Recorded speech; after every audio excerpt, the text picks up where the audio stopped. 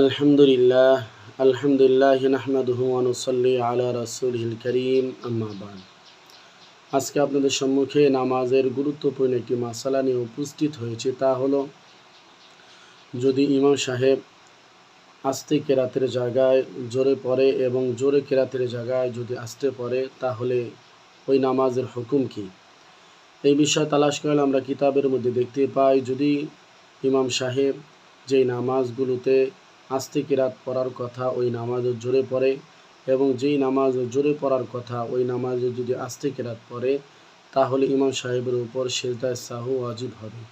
তবে শর্ত হলো, যদি ইমাম সাহেব আস্তে কেরাতের জায়গায় জোরে অথবা জোরে কেরাতের জায়গায় আস্তে যদি কোরআন কারীমের ছোট 3 আয়াতের কম হয় এবং বড় আয়াতের যদি 1 আয়াতের কম হয়, তাহলে তার উপর সিজদায়ে সাহু ওয়াজিব হবে না।